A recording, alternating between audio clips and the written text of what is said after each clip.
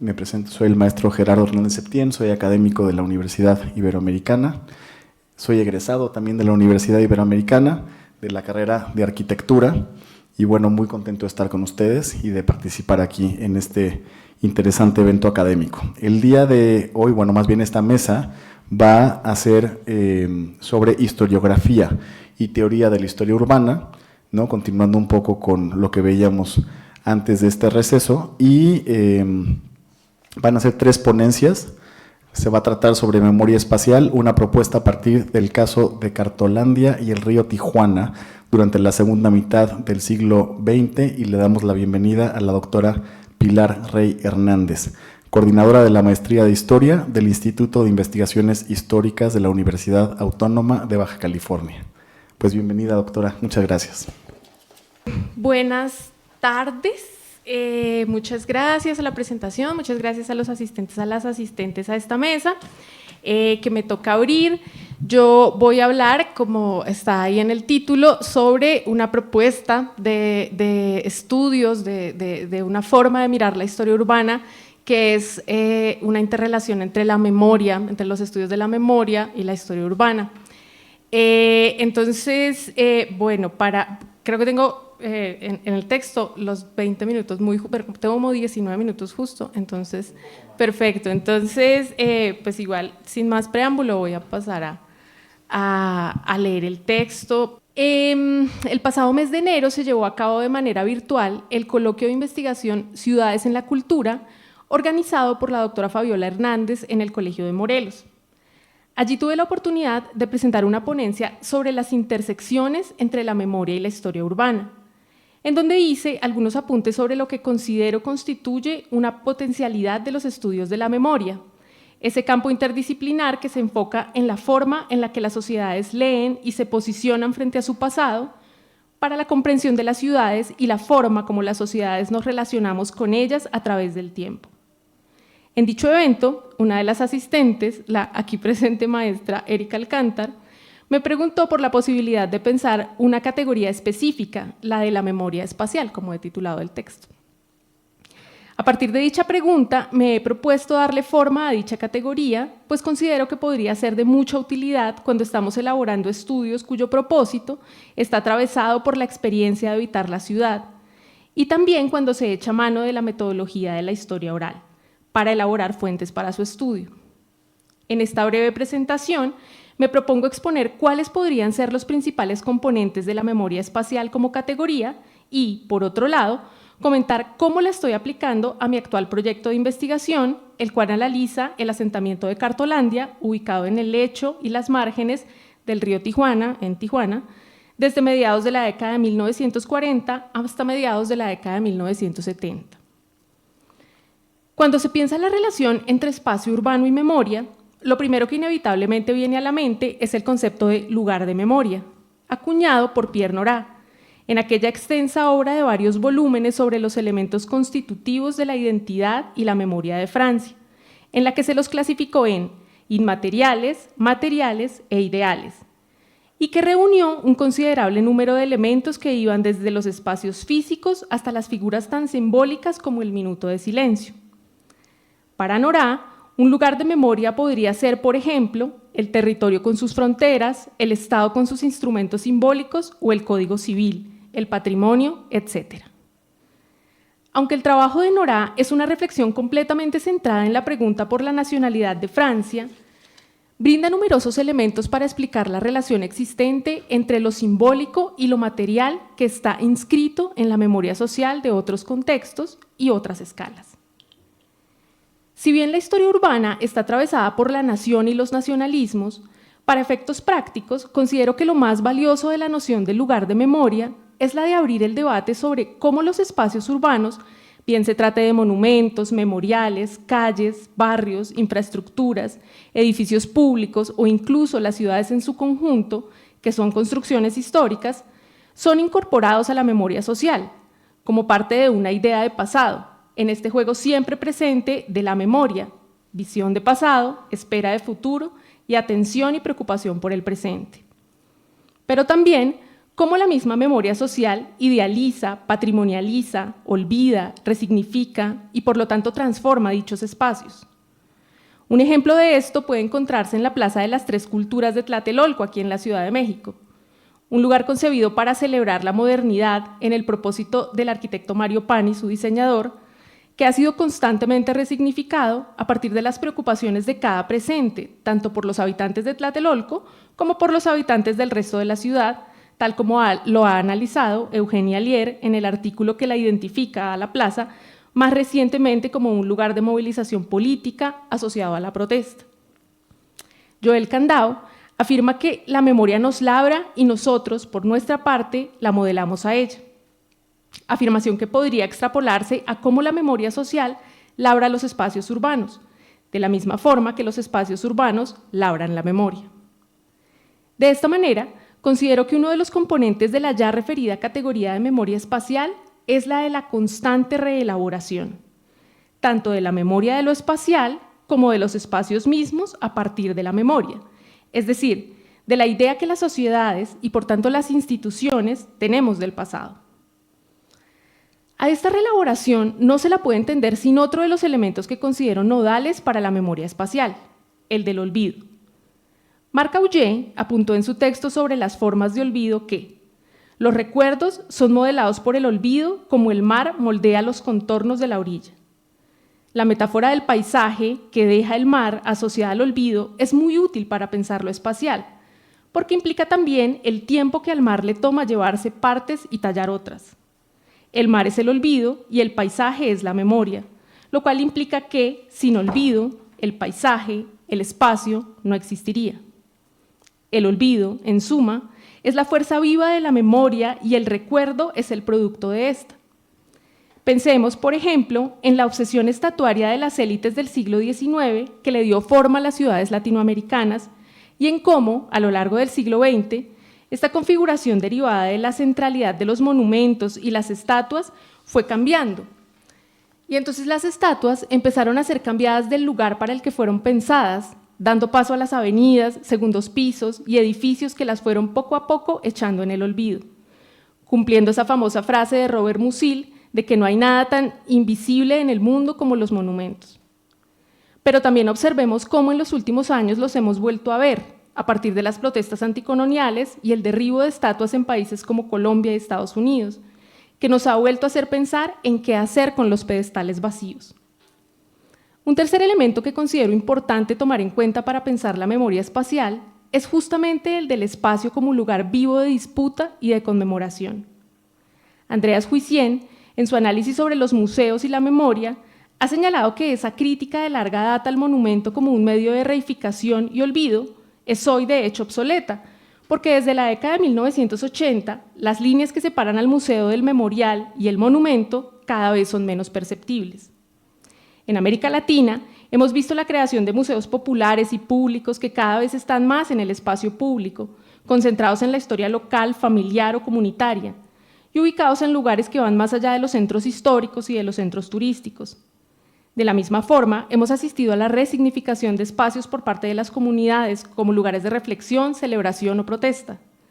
En Tijuana tenemos el caso del Parque de la Amistad junto al muro fronterizo y ahí en el mar, ¿no?, en el cual se conmemora, se protesta y se celebra por partes iguales.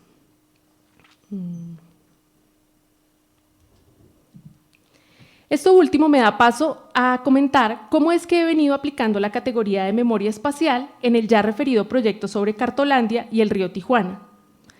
Para contextualizar este proceso histórico, debo mencionar que Cartolandia fue un asentamiento irregular que estuvo ubicado en las márgenes del río Tijuana durante buena parte del siglo XX.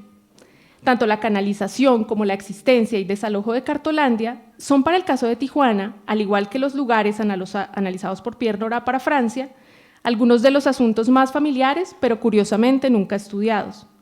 Es decir, son episodios de sobra conocidos por las personas que habitan en esa frontera, incluso si la habitan desde hace poco tiempo, como es mi caso, pues forman parte de lo que podría denominarse la tradición oral de la ciudad. Sin embargo, no existe un corpus historiográfico que permita establecer una cronología y una caracterización al respecto, más allá de las conjeturas o las generalidades.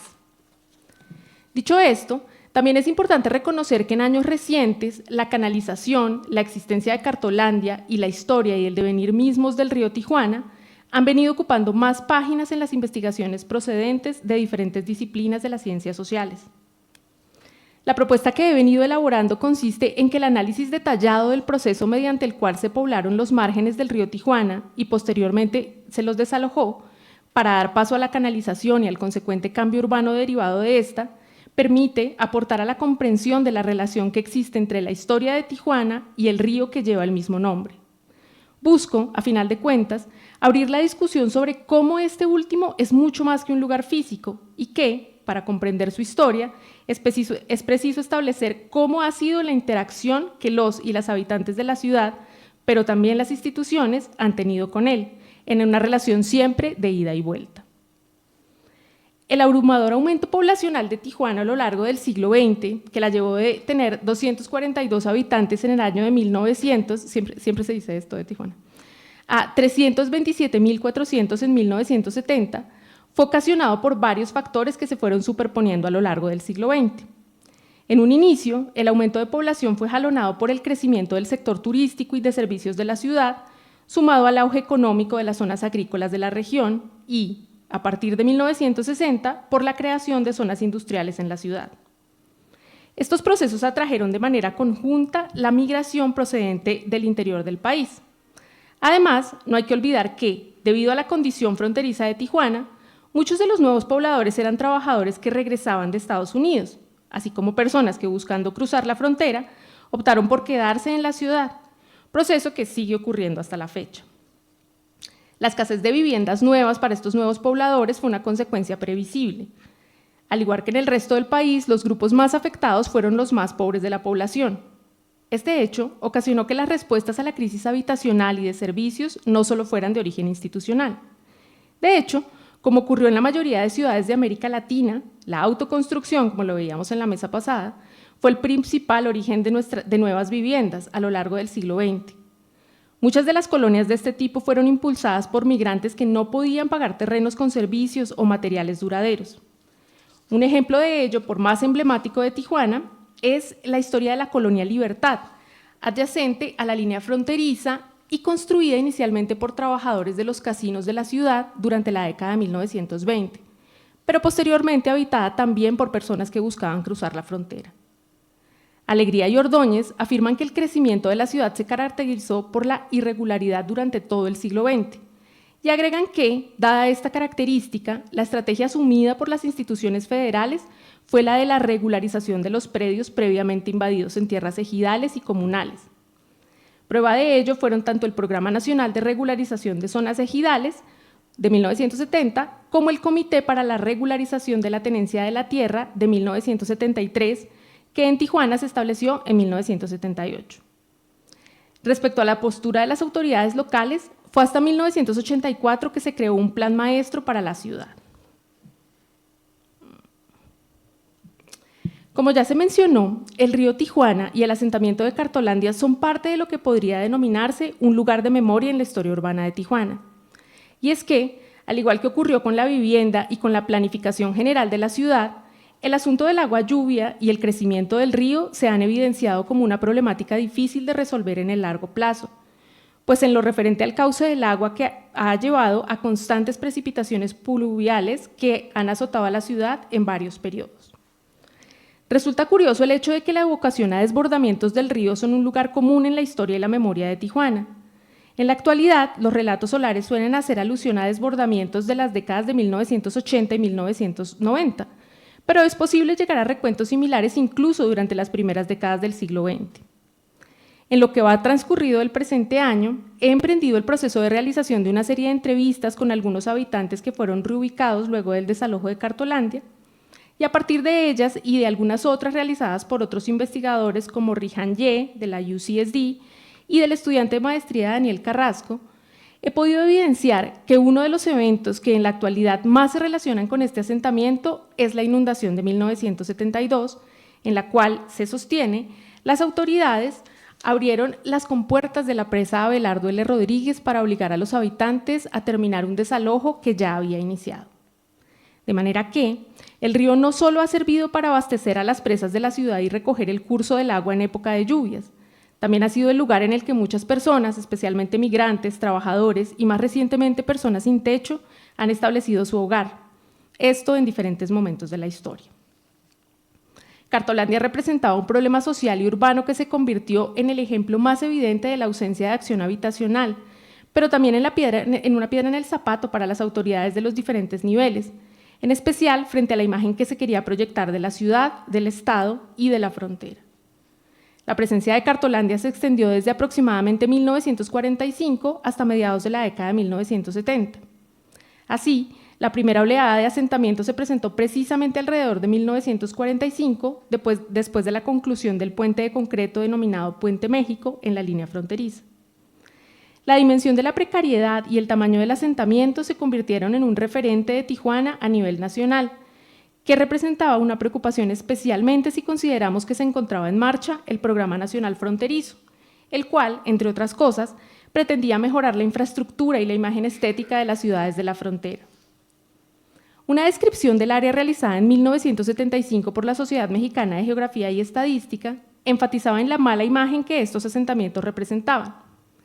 Abro comillas, anualmente esta zona es cruzada por 25 millones de visitantes y hasta el 15 de mayo de 1973 casi toda ella estuvo invadida por paupérrimos tugurios de cartón y otros desperdicios, hacinamiento de vehículos destrozados, barracas en las que se vaciaban y vendían figuras de yeso y se producían otras artesanías.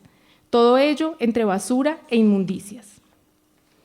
Este discurso crítico ante la precariedad, o de manera más precisa, ante lo visible de la precariedad, no solo era abanderado por gobernantes o instituciones estatales, la prensa también solía referirse a Cartolandia de manera despectiva, urgiendo por la necesidad de ponerle fin.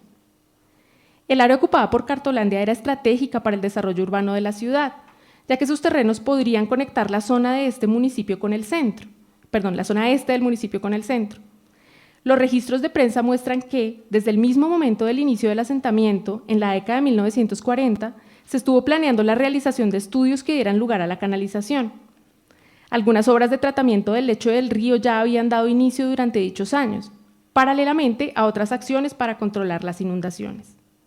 Al mismo tiempo, se llevaron a cabo desalojos y procesos de reubicación de la zona, ya por entonces conocida como Cartolandia, seguidos siempre de nuevos asentamientos. Además del alto costo de la canalización y la dificultad para conseguir los recursos, uno de los principales obstáculos para dar inicio a las obras fue el hecho de que durante mucho tiempo no se tuvo certeza sobre la titularidad de la tierra. Algunos particulares se enfrentaban en litigios judiciales con entidades estatales como la Junta Federal de Mejoras Materiales y la Secretaría del Patrimonio Nacional.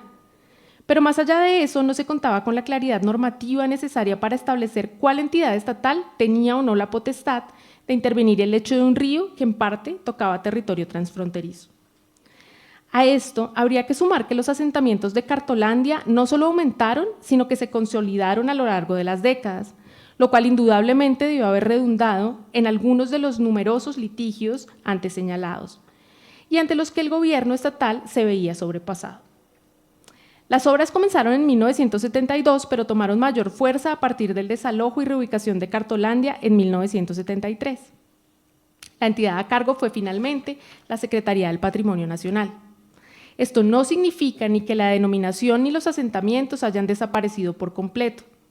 En los relatos orales de quienes habitan hace varias décadas en Tijuana, es recurrente escuchar que durante la década de los 80 ocurrieron algunas inundaciones que afectaron asentamientos ubicados a la orilla del río que se denominaban precisamente Cartolandia.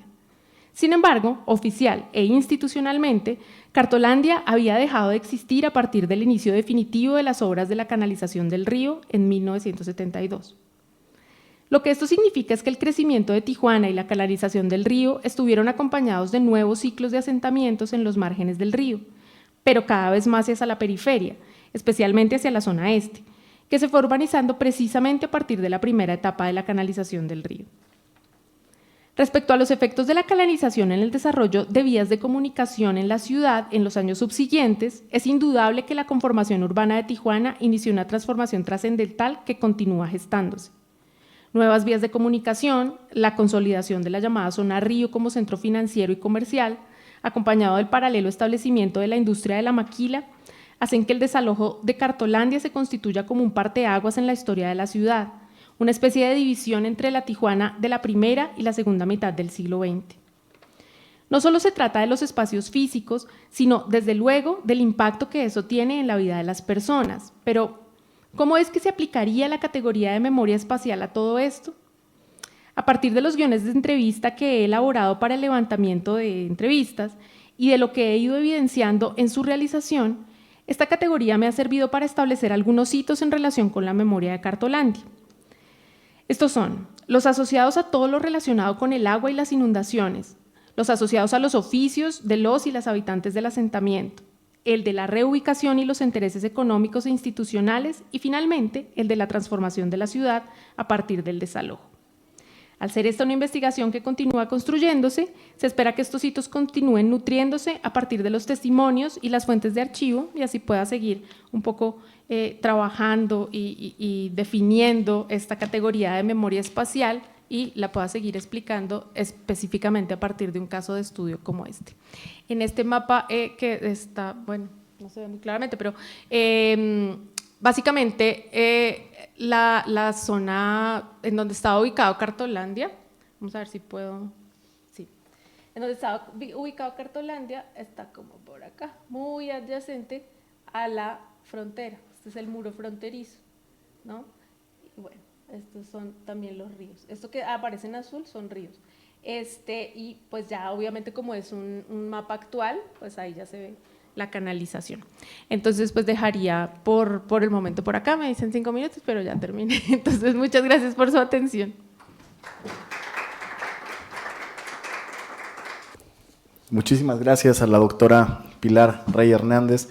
Continuamos entonces con la ponencia del doctor Marco Aurelio Díaz Güemes, de la Universidad de las Artes de Yucatán. Él nos va a hablar sobre la morfología urbana de Mérida, según Leopoldo Tomasi, imaginería histórica para la modernización de la ciudad a mediados del siglo XX. Pues muchas gracias y bienvenido, doctor. Muy buenos días. Muchas gracias al comité organizador y a la Universidad Iberoamericana por darme esta oportunidad. Bueno, quizá tenga un poco lejos la computadora, pero vamos a intentarlo con este aparato. Nos toca presentar esta ponencia sobre un libro, en realidad sobre un libro que escribió el señor Leopoldo Tomasi, que era arquitecto y era escultor, y que se atrevió en 1950 a revisar el crecimiento urbano de Mérida para proponer una especie de regulación al mismo, ¿no?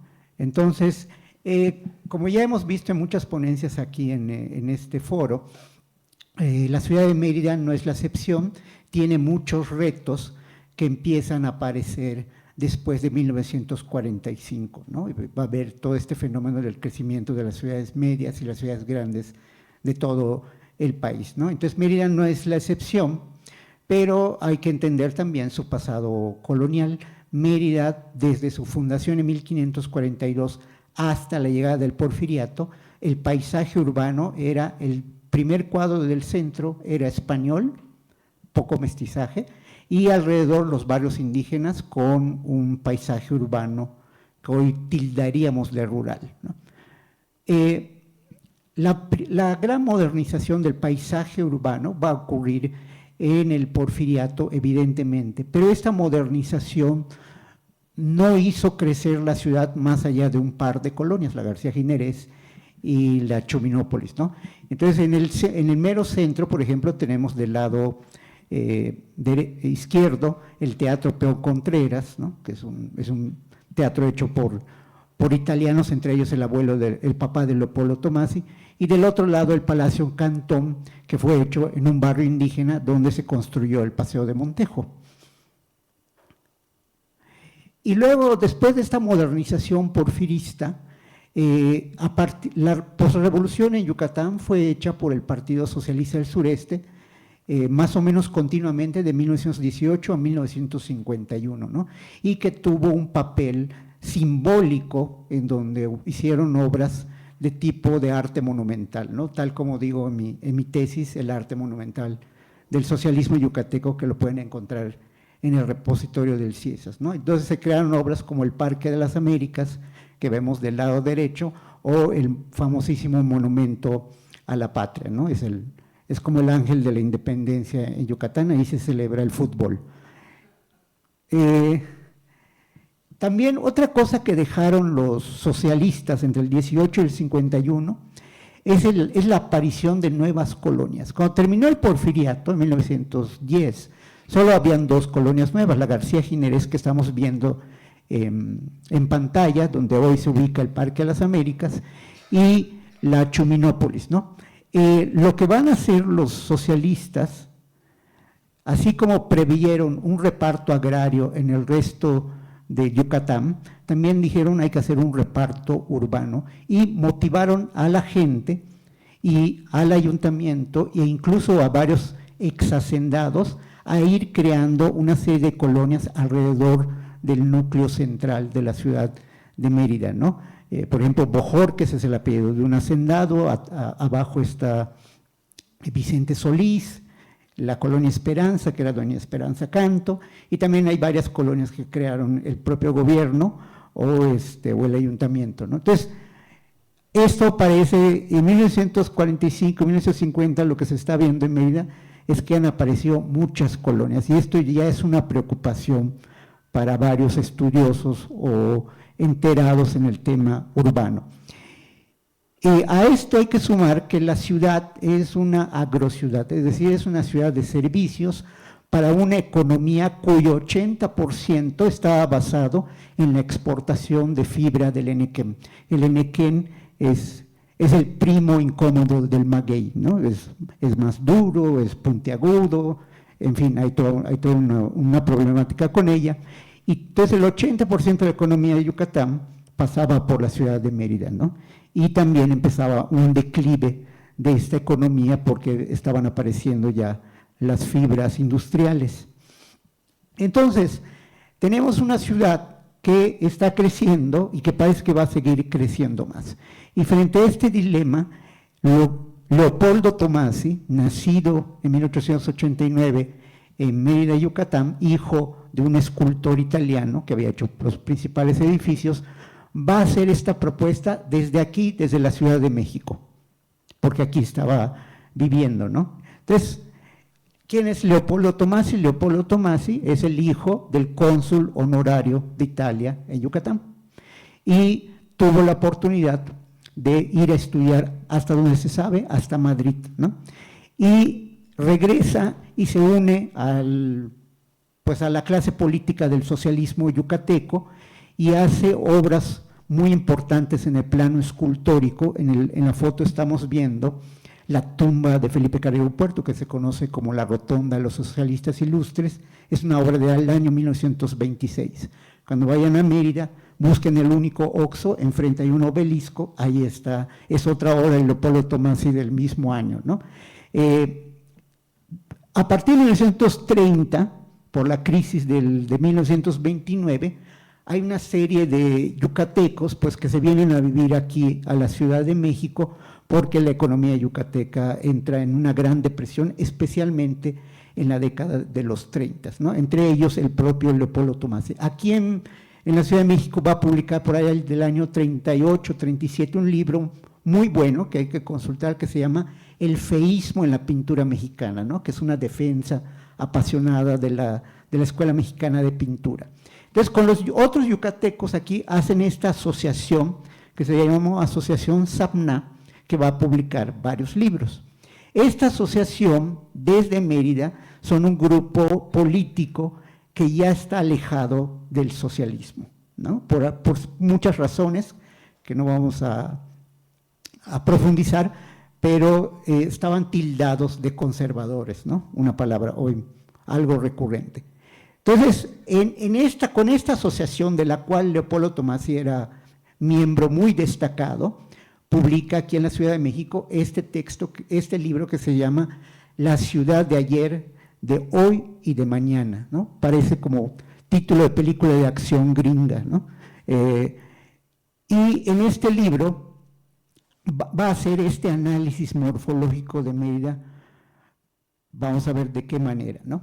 En primer lugar, el libro, como estaba viviendo la mayor parte del tiempo aquí en la Ciudad de México, incluso hizo obra en otros estados, pretende ser como una evocación de la Mérida que él vivió como niño.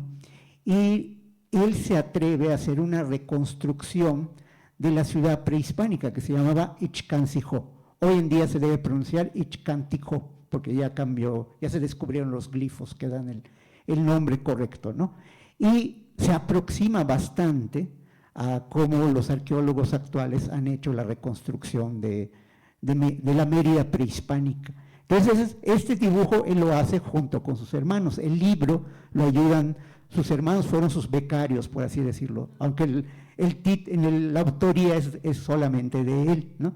Entonces, así comienza como diciendo, esto fue Mérida, y entonces la parte central del libro está centrado en ofrecer una narrativa morfológica que le permita hacer una propuesta de transformación urbana al final. Y él empieza con estos dos planos. Primero, el plano hipotético de Ichcantijó, que les digo que estaba bastante acercado al original que hoy ya se ha estudiado a profundidad.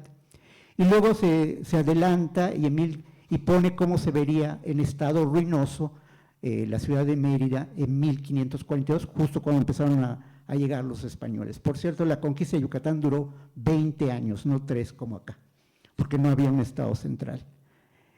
Luego hace el trazado, quizá él sea el primero, luego varios de mis maestros hicieron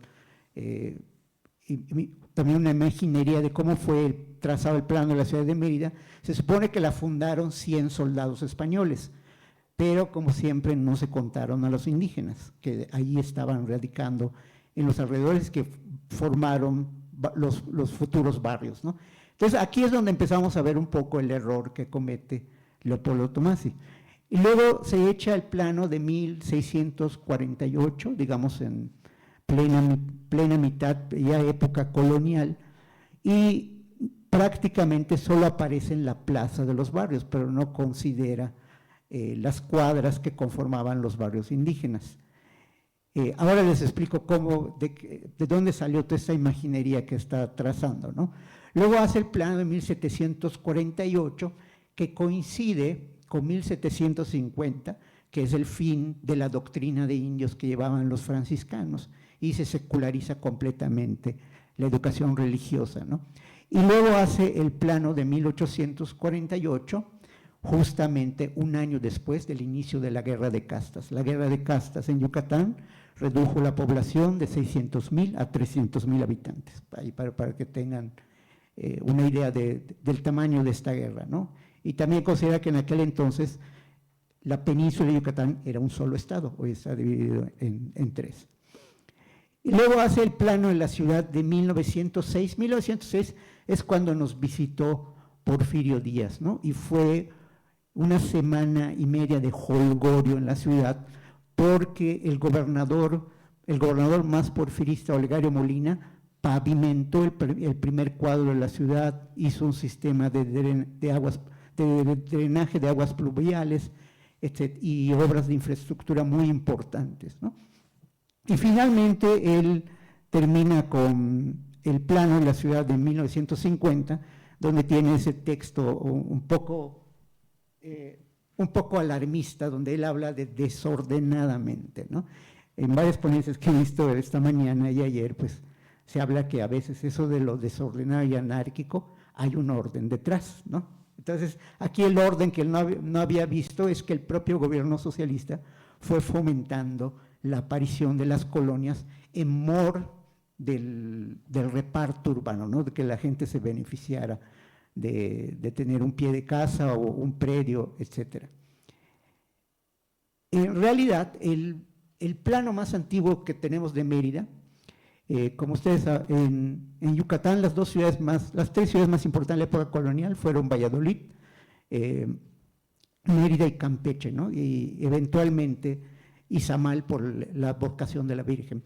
Campeche tiene planos, hay archivos de planos de Campeche desde 1620, y Mérida nunca tuvo un plano hasta que llegó el Segundo Imperio y se mandó, y Maximiliano le dijo al comisario imperial que hiciera este plano donde vemos que lo que está en negritas en el mero centro es donde vivían los descendientes de los conquistadores, de los encomenderos, y todo estaba rodeado de barrios indígenas, ¿no?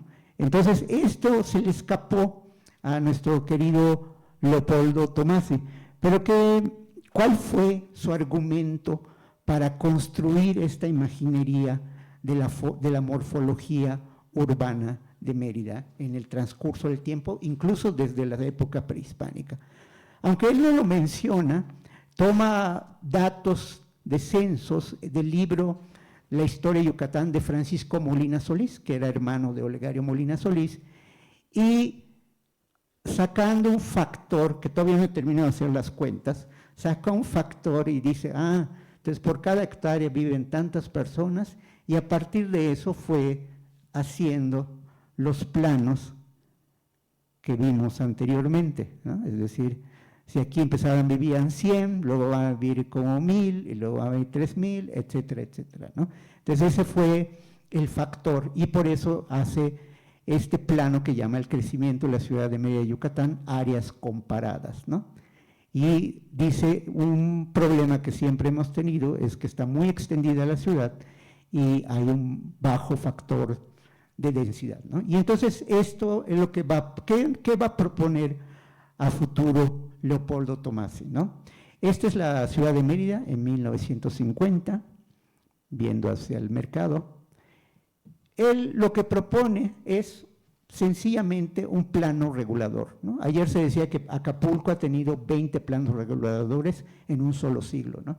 En Mérida, salvo la fundación, que es un plano regulador en sí, no había tenido un encargo similar, ¿no? Quizá el Segundo Imperio lo iba a intentar, pero no les dejaron. Entonces, él dice, hay que combatir el crecimiento desordenado, la baja densidad y, en consecuencia, la amplia extensión de la mancha urbana. En 1951, el socialismo postrevolucionario de Yucatán termina abruptamente porque Miguel Alemán impone un gobernador, Tomás Marentes, que además tenía el pecado, entre comillas, de ser campechano, ¿no? Entonces, como fue una afrenta para los socialistas yucatecos. Pero este señor llama a toda la clase política que ya había sido desterrada por el socialismo. Entonces, Tomasi regresa a Mérida y es contratado como secretario de Obras Públicas. Y él llama a Mario Pani y hace la primera propuesta, no de un plano regulador, pero sí de una propuesta de redensificación de la Mérida de 1950. Obviamente hay mucha presión y este gobierno no dura ni 2 años y es expulsado del paraíso este grupo que apoyó a Tomás Marentes, ¿no? En 1970, el dato anterior, en 1967, el Partido Acción Nacional gana la alcaldía de Mérida. ¿Por qué? Porque el gobierno y el municipio no habían dado los servicios y la gente se empezó a identificar con el PAN y gana por primera vez la alcaldía. Entonces, en 1970, ese alcalde, Correa Racho, tenía todos los para ganar, para ser gobernador, y hay una estrategia que ponen a Carlos Loret de Mola, no el que sale en YouTube, sino el abuelo, ¿no? Entonces, Carlos Loret de Mola fue fundador del PAN en los años 50 en Yucatán, por si no sabían ese dato, ¿no? Y entonces, Loret de Mola es postulado por el PRI y se aquieta todo, ¿no? Y aquietan a los panistas, y entonces llama otra vez a este grupo que estaba como desterrado, y otra vez regresa Leopoldo Tomasi como director de una especie de oficina, como una secretaría cultural, de cultura, pero todavía no era de secretaría, ¿no?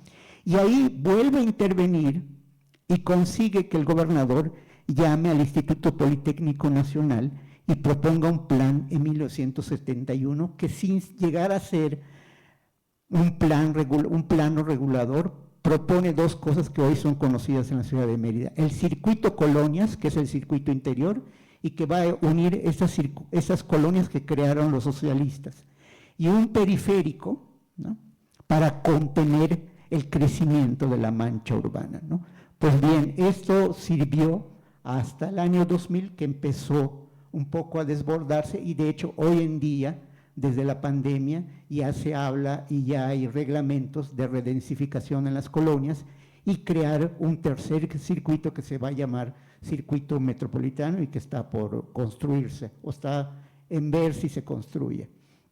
Hoy la mancha urbana se ve así y por el lado poniente se ve claramente esta línea que le llamamos periférico y que en el fondo pues son cosas que logró Leopoldo Tomasi indirectamente si queremos, ¿no? Porque mis maestros de la Facultad de Arquitectura de la Universidad Autónoma de Yucatán fueron alumnos fundadores de la Facultad de Arquitectura en 1973, de hecho se llamó Escuela de Arquitectura de Yucatán, y en el 75 fueron aceptados dentro de la universidad. Entonces conversaron muchas veces con Leopoldo Tomasi, que estaba como miembro del gabinete de Lore de Mola, y ya él les decía, por favor no consulte mi libro, está errado, ¿no? Y eso me lo confirmó recientemente Roberto Ancona Riestra, que fue director de la facultad.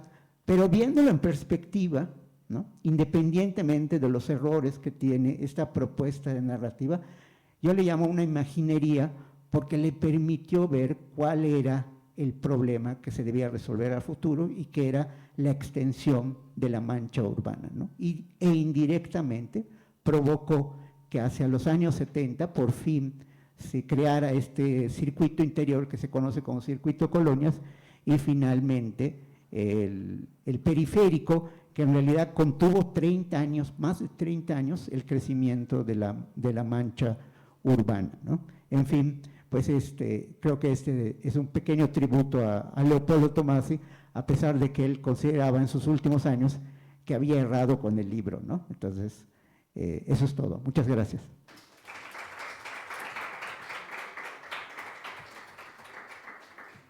Damos gracias al doctor Marco Aurelio Díaz Güemes y continuamos entonces con la siguiente ponencia por parte del maestro Moisés Alejandro Quirós Mendoza, doctorando en Estudios Urbanos y Ambientales del Colegio de México, el Colmex, y nos va a hablar sobre la historiografía de la vivienda popular latinoamericana, observaciones sobre el cooperativismo de vivienda. Muchas gracias, maestro. Bienvenido. Muchas gracias. Gracias, buenas tardes a todas y a todos. Primero quisiera agradecer a la Universidad Iberoamericana por abrir sus puertas y brindar sus espacios para celebrar este foro. También quiero agradecer a las organizadoras del foro y por supuesto a todas las participantes que están aquí en esta mesa y en las demás, ¿no? La historiografía, bueno, mi tema, la presentación quizás debí de haber como puntualizado que era sobre México y Uruguay, los dos casos de cooperativismo de vivienda que estoy trabajando en mi tesis de investigación. Y lo que les voy a presentar está estructurado en 6 partes, ¿no? En primer lugar, una pequeña reflexión sobre la historiografía de la vivienda popular en América Latina. En segundo lugar, me gustaría un poco aclarar qué es una cooperativa de vivienda de cesión de uso.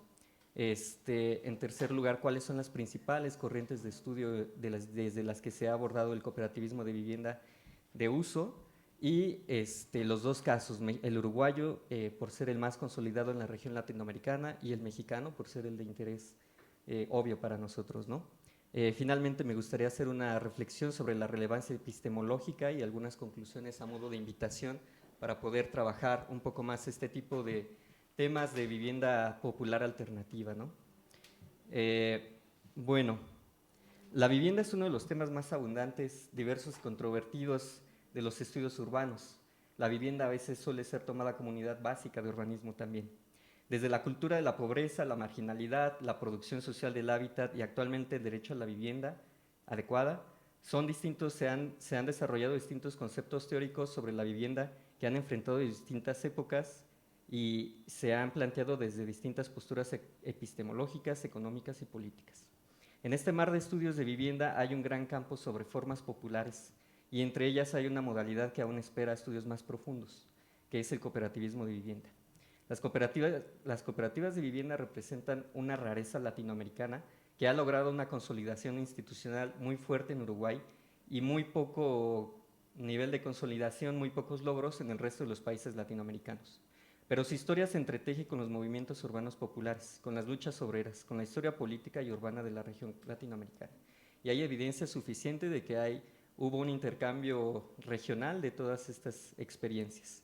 Hoy los estudios de política habitacional han rescatado a la cooperativa de vivienda como una forma habitacional innovadora y resaltan sus cualidades urbanísticas, arquitectónicas y organizativas, pero suelen omitir o dan por hecho la novedad de estas experiencias, ¿no? Y a veces olvidan que estas experiencias cooperativistas tienen al menos 5 décadas desarrollándose en la región latinoamericana. Entonces, mi ponencia busca presentar un panorama general de las cooperativas de vivienda en América Latina, en particular México y Uruguay, y resaltar su importancia y la importancia de la historiografía para diseñar instrumentos de política pública en México y en otros países latinoamericanos. Y es, digamos, una fracción, una parte de mi investigación doctoral en estudios urbanos y ambientales sobre las trayectorias de vida y los derechos de propiedad en los sistemas de cooperativismo de vivienda.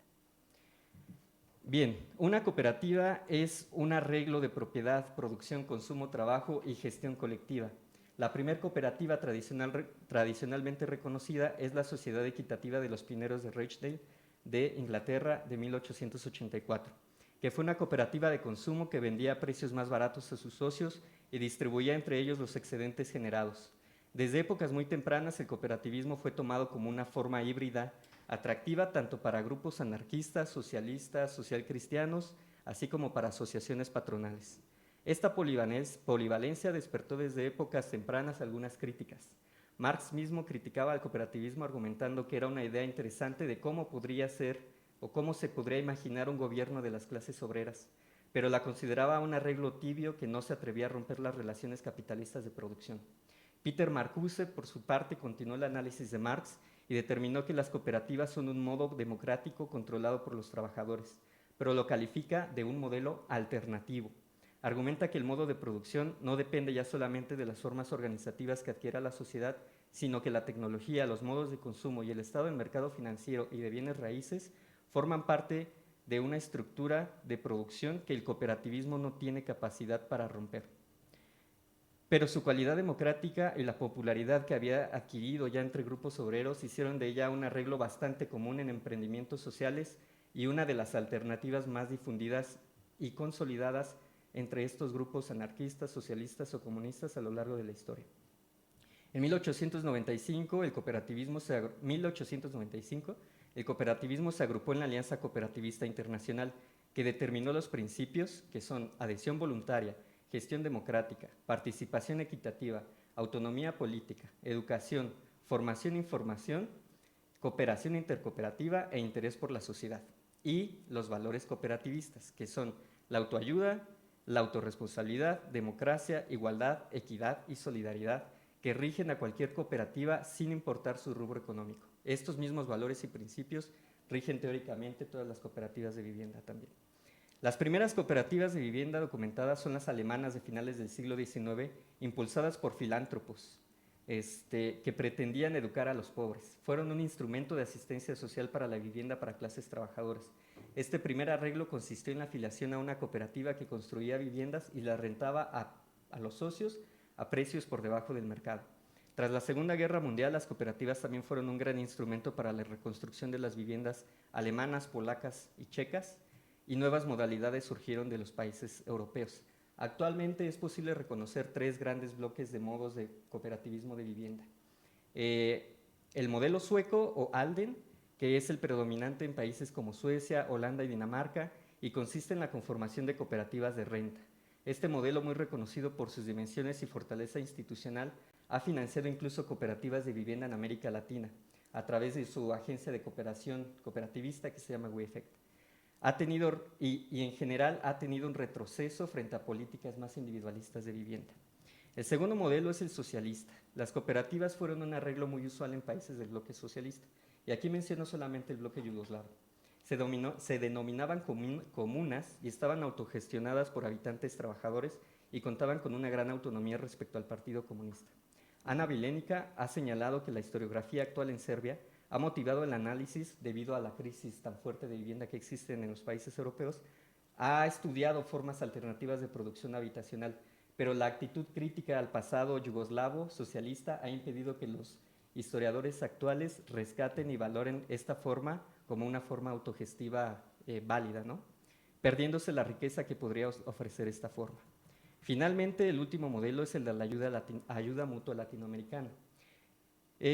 Los dos primeros modelos europeos tuvieron mucha influencia en América Latina y hasta donde tengo entendido, la primera cooperativa de vivienda creada en América es la de El Hogar Obrero, que era una central argentina que construía edificios con viviendas para venta y reservaban una parte para ellos vender productos de consumo. Sin embargo, la modalidad de usuarios por ayuda mutua tiene una constante en la región y ha marcado el signo característico de las cooperativas en América Latina. En América, las corrientes del cristianismo, el social cristianismo y la teología de la liberación fueron corrientes que impulsaron arreglos comunitarios de vivienda. Su objetivo era la recreación de una comunidad solidaria que tuvo gran eco con grupos anarquistas y socialistas utópicos. Además, este modelo fue impulsado por la Agencia de Cooperación de Estados Unidos y el Banco Interamericano de Desarrollo. Es decir, convergieron muchas corrientes a veces contrarias en un mismo proyecto habitacional que fue el cooperativismo de vivienda. Estos dos organismos internacionales financiaron algunos de los primeros pilotos de cooperativas en la región. Y aquí, pues rescatando también a Óscar Calvo, que fue mencionado en la mesa anterior, estudia, digamos, la acción de grupos católicos en las barriadas marginales de México y Argentina y menciona que esto en realidad pues también se integra a un debate regional en torno a la marginalidad en dos posibles interpretaciones.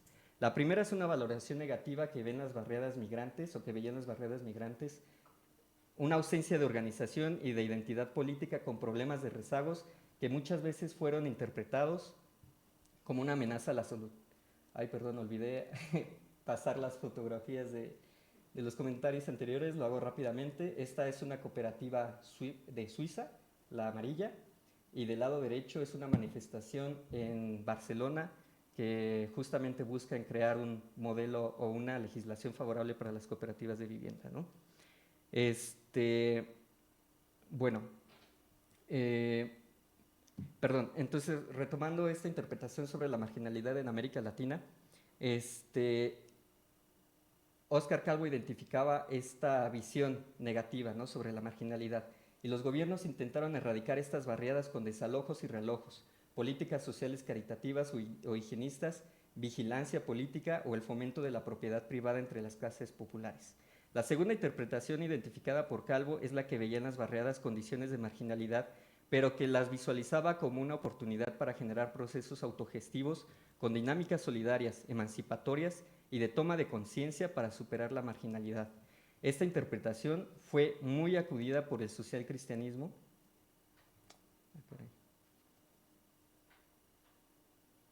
Sí. Fue muy acurrida por el social cristianismo y es lo que Calvo denomina la tecnopastoral cristiana, ¿no? El clima político en toda la región influyó en el desarrollo de experiencias autogestivas de producción habitacional en asentamientos populares que estuvieron apoyadas por organizaciones técnicas, a veces de orientación maoísta y a veces de orientación social cristiana, ¿no?, que forma parte de esta tecnopastoral cristiana y que orientaron a los habitantes en sus procesos. Antes de abordar los casos particulares, me gustaría resaltar que las principales corrientes desde donde se ha estudiado el cooperativismo son tres. Básicamente los estudios históricos, ¿no? Podemos identificar dos corrientes, la crónica y la académica, entre comillas académica. En primer lugar, las propias organizaciones y movimientos sociales cooperativistas han hecho ellos mismos sus crónicas resaltando sus hitos de lucha, ¿no? La FUCBAM, la Federación Uruguaya de Cooperativismo de Vivienda por Ayuda Mutua, ha sido especialmente rica en esta tarea. Pero en México, organizaciones como la USCOVI, COPEVI o el Frente Popular Francisco Villa de Izquierda Independiente también han hecho lo propio, ¿no?, rescatando las experiencias autogestivas y de cooperativismo de vivienda como la cooperativa Palo Alto, histórica cooperativa localizada muy cerca de esta universidad. Por otro lado, algunos otros académicos, muchos de los cuales también han sido cooperativistas, han aportado en la comprensión de la ampliación y evolución de los sistemas cooperativistas en el tiempo. Tal es el caso de las publicaciones de Benjamín Nahum en Uruguay y de Enrique Ortiz para México. Otros académicos han indagado en las experiencias particulares del cooperativismo de vivienda y, como lo mencionaba también Pilar hace rato, un tercer tema tiene que ver con la memoria y el tránsito generacional en las experiencias vitales de tránsito generacional en las cooperativas, ¿no? Entre las cuales resaltan los estudios de Gustavo Machado para Uruguay. En segundo lugar, tenemos los estudios urbano-arquitectónicos, ya que se ha argumentado que las cooperativas de vivienda suelen ser un instrumento bastante adecuado para generar consenso entre los usuarios. Las cualidades espaciales del cooperativismo han sido rescatadas por su impacto urbano, por su impacto arquitectónico y especialmente por su diseño participativo. El principal estudioso de esta corriente en Uruguay es Raúl Valles, que destaca cómo el sistema ha sumado instrumentos como la cartera de tierras, que ha favorecido la diversificación del sistema y que hoy cuenta con la posibilidad de rehabilitar importantes zonas urbanas. Y por último, los estudios sociopolíticos, que creo que son los más numerosos y relevantes. Y estos señalan las cualidades del cooperativismo de usuarios por ayuda mutua específicamente para la conformación de lazos de solidaridad que tienden en una cultura cívica y ciudadana, ¿no? Este grupo de estudios va desde la experiencia subjetiva que produce el pertenecer a algo hasta la crítica y alternativa que expresa el cooperativismo de vivienda frente a la producción del urbanismo capitalista. Esta vertiente toma el cooperativismo como una forma capaz de sustituir el interés individual y la acumulación por la solidaridad como la base de la producción habitacional y de ciudadanía. Y por último, la propia cooperativa Palo Alto fue el ejemplo, digamos, del que partió Enrique Ortiz para poder articular su propuesta de la producción social del hábitat. Entonces, en la base del cooperativismo, la participación y el control democrático que tienen los habitantes es uno de los principales temas de estudio y quizás el más relevante. Ahora sí, comienzo platicándoles un poco del caso uruguayo. En Uruguay convergieron distintas corrientes políticas en el cooperativismo, los socialcristianos y anarquistas coincidieron con el objetivo de generar lazos solidarios de autonomía organizativa al interior de las cooperativas para generar comunidades ideales. Los funcionarios gubernamentales también por su parte vieron una forma eficiente de controlar el gasto de los beneficiarios y asegurar el uso de la vivienda. Incluso grupos un tanto conservadores vieron en esta modalidad una forma paternalista y meritocrática de fomentar el trabajo para los beneficiarios. En 1965 nació el Instituto de Asistencia Técnica Centro Cooperativista Uruguayo, de la experiencia de un grupo de arquitectos y trabajadores sociales cristianos en las cooperativas de Bélgica, que volvieron a Uruguay y fundaron este centro. Este centro impulsó las primeras cooperativas de usuarios por ayuda mutua en 1965. Son cooperativas de usuarios porque la titularidad de las viviendas no es individual, sino que se celebra un contrato de derecho de uso y goce y la titularidad de las viviendas queda en manos de la cooperativa y la cooperativa en manos de los socios. Y es de ayuda mutua porque los socios y a veces sus familias están obligadas a aportar con trabajo en la producción, diseño y gestión de la cooperativa. Esta convergencia tan particular permitió que el senador Juan Pablo Terra del Partido Cristiano Uruguayo elaborara la Ley de Vivienda de 1968 que formaliza e institucionalizó esta forma habitacional. Con el tiempo, esta modalidad se fortaleció mediante la creación de la Federación FUCBAM, que logró hacer valer el cooperativismo a pesar de la dictadura de 1973 a 1985. Esta es una imagen de la primer cooperativa en Uruguay, en un poblado rural que se llamaba Isla Mala, y me gustaría que grabaran muy bien, digamos, su forma, porque esa forma se va a repetir después en México. Actualmente el cooperativismo ofrece 2 modalidades de tenencia, 2 modalidades de producción, 4 centrales cooperativistas. Los cálculos más generosos indican que el 5% del stock habitacional de Uruguay se compone de cooperativas. Se ha destacado también su capacidad para generar opciones intersectoriales para personas afro-uruguayas, personas de la comunidad LGBTB+, personas migrantes, personas con discapacidades, en situación de calle y muchas otras más, ¿no? Además, se ha logrado adaptar los proyectos, como les mencionaba, a la rehabilitación urbana de zonas centrales, y el sistema uruguayo ha sido tan influyente que algunos autores europeos como Lorenzo Vidal, Marta Solanas y José María Sánchez Laulé han propuesto su importación o adaptación a las realidades españolas, suecas y danesas. Estas son algunas imágenes históricas de las cooperativas de vivienda en Uruguay durante la dictadura durante la restauración democrática, esto es en la Ciudad Vieja, es decir, son cooperativas que se han usado para la rehabilitación urbana de los cascos históricos, y cooperativas actuales, ¿no?, que se construyen en zonas urbanizadas densas en altura, muy distintas a las primeras de los 70s. El caso uruguayo es además sumamente relevante para América Latina porque al ser el sistema que mejor se consolidó desde 1968, ha servido de referencia para el resto de la región. Incluso desde 1990, la FUCPAM coopera con la agencia WIEFEC, que les mencionaba que es la agencia de cooperación cooperativa sueca, en la orientación y financiación de otras cooperativas de usuarios en otros países de América Latina. Aquí precisamente tengo dos mapas. El de la derecha es el de la ubicación de las cooperativas de vivienda de usuarios en Montevideo. Ahí, como podemos ver, hay pues digamos una amplia presencia de las cooperativas, y del lado izquierdo tenemos un mapa que es digamos la transmisión regional del modelo de cooperativas uruguayas al resto de América. Entonces, como podemos ver, este intercambio ha sido muy antiguo. En realidad, ahorita que comienza a hablar del caso de México, fue la primera transferencia quizás involuntaria del modelo uruguayo, ¿no? Ahora sí, el caso mexicano. Si bien las cooperativas son realmente excepcionales en México, hay una representación, digamos, política muy alta, ¿no? Y su historia revela una profunda conexión con otras agrupaciones políticas. Jerónimo Díaz y María Soledad Cruz son los únicos que han hecho, digamos, un análisis histórico del cooperativismo en México y han dividido su desarrollo en tres grandes etapas. Las primeras, que eran las pioneras de la cooperativa Palo Alto, las que responden a la acción institucional de COPEVI, ahorita les cuento qué es COPEVI, la de los 80s y las grandes organizaciones maoístas como la Unión Popular Revolucionaria Emiliano Zapata, el Movimiento Urbano Popular y la Unión de Solicitantes y Colonos de Vivienda. Actualmente las cooperativas, la tercera etapa, están influidas por el derecho a la ciudad y son proyectos que no se han acabado de concluir, pero argumentan su necesidad a partir de la vivienda adecuada. Palo Alto es uno de los pocos casos documentados y representa la convergencia de distintas escuelas latinoamericanas en México, ¿no?, entre ellos Chile e Uruguay.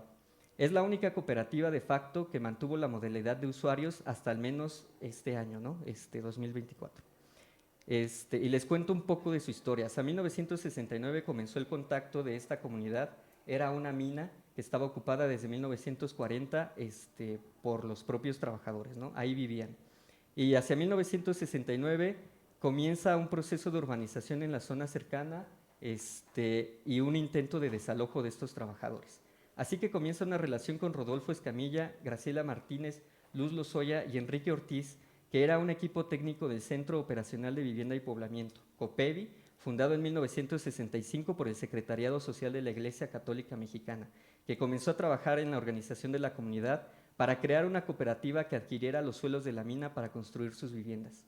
En 1972, y ante la inminente dictadura uruguaya, llegó a México Carlos Acuña, arquitecto, ahí lo tenemos, es el de lentes, el de pelo blanco, que fue un arquitecto del Centro Cooperativista Uruguayo que se integró inmediatamente al trabajo en COPEVI e introdujo las formas organizativas y las técnicas constructivas que ya se habían experimentado en Uruguay.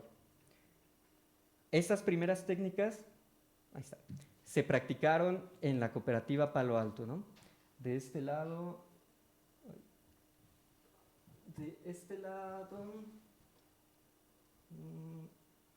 aquí está. Esta imagen de aquí y esta imagen de acá revelan parte del proceso de construcción que se importó de Uruguay.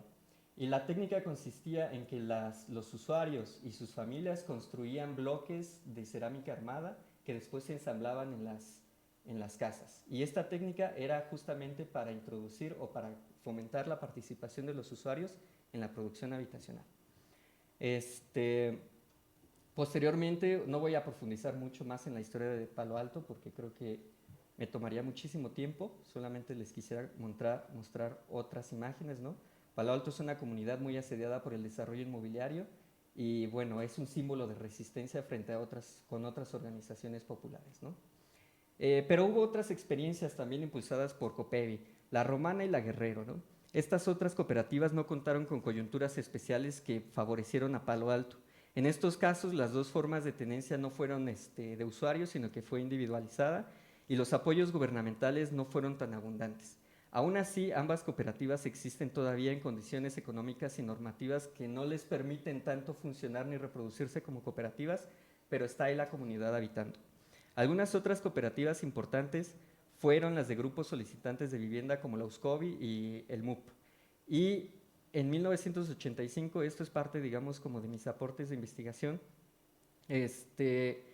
tras el sismo, las cooperativas de vivienda también fueron un instrumento utilizado para la gestión de los recursos de iniciativa y asistencia privada para asegurar su control en la reconstrucción, ¿no?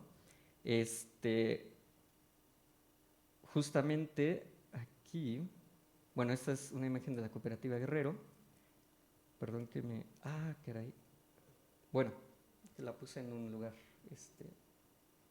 erróneo. Pero bueno, en este mapa podemos ver, a partir de una búsqueda de archivo, los registros de cooperativas de vivienda de 1973 a 1994, año que dura el Registro Nacional Cooperativo, ¿no? Después de 1994 se reformó la ley y pues ya no existe este registro, ¿no? Pero todas estas cooperativas son alrededor de 150 cooperativas que no han sido identificadas todavía en la historia del cooperativismo, pero que están ahí todavía, ¿no? Y por último, en la tercera etapa, el derecho a la ciudad ha despertado un interés renovado por el cooperativismo de vivienda como una forma democrática de decidir en conjunto el desarrollo urbano de las ciudades.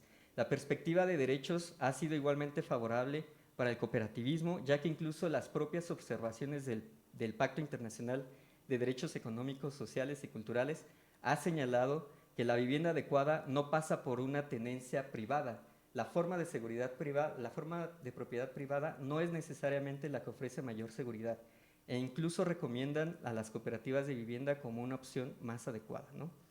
Y gracias a esta influencia, México se ha sumado un poco tímidamente a la tendencia de estudiar alternativas de producción y tenencia, y alternativas de financiación y titularización, para solucionar las crisis habitacionales de las ciudades mexicanas, ¿no? Bueno, por último, nada más me gustaría hacer como alguna reflexión sobre la importancia epistemológica del cooperativismo de vivienda, porque ofrece posibilidades interdisciplinarias muy amplias, ¿no? La vivienda puede ser estudiada desde muchas, digamos, disciplinas. Se puede estudiar el diseño institucional que rige el cooperativismo, las consecuencias de una forma de propiedad no privada, las consecuencias, digamos, sociales, culturales y políticas que puede tener dentro de la comunidad, pero también me parece que desde la historia puede ser muy importante, ya que si pensamos en la producción social del hábitat como un concepto que pretende englobar estas expresiones populares y autogestivas de producción habitacional en toda América Latina, el caso del cooperativismo en la región demuestra que efectivamente hubo una red articulada, pensada y estudiada de generar formas alternativas a la propiedad privada. Y creo que esa experiencia hace muy claro que el urbanismo popular latinoamericano sí tiene relaciones internacionales muy claras y muy fuertes, ¿no?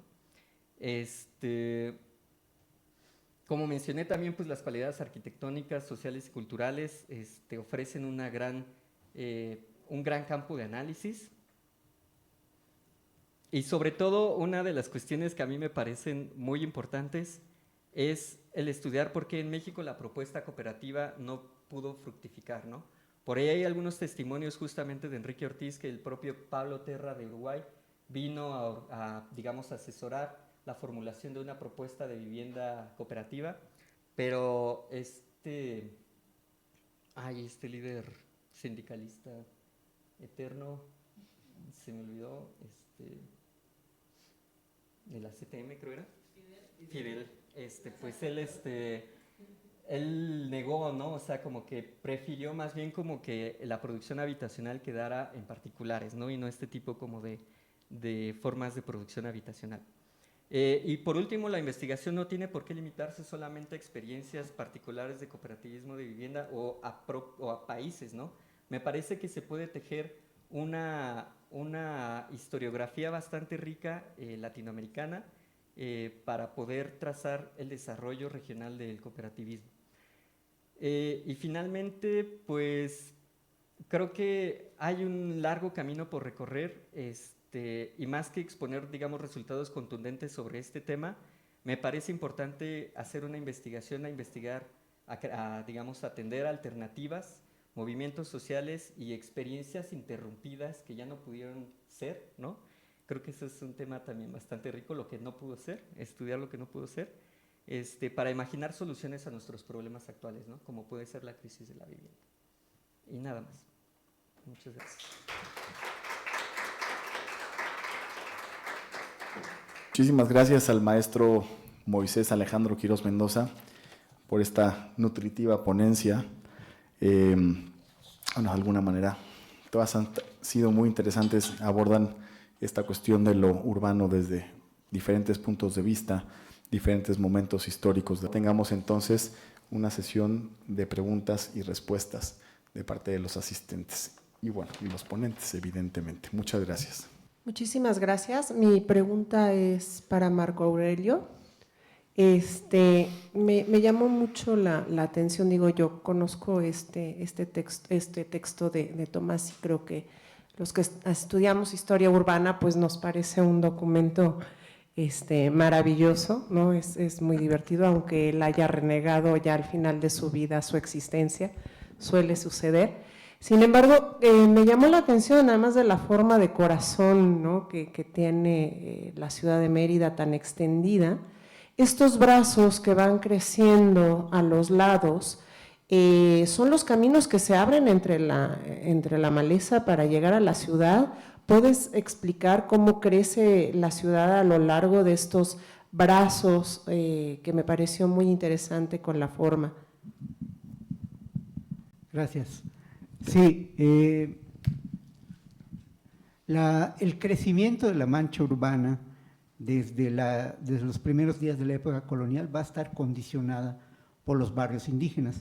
Los barrios indígenas tenían autogobierno y los encomenderos van a vivir en el primer cuadro, ¿no? Los que conocen Mérida han visto unos arcos, digamos que ahí terminaba el primer cuadro de la ciudad. Entonces, estos brazos que notaste tú, que notó aquí nuestro moderador, va a estar en función de que los barrios indígenas vayan permitiendo, ¿no?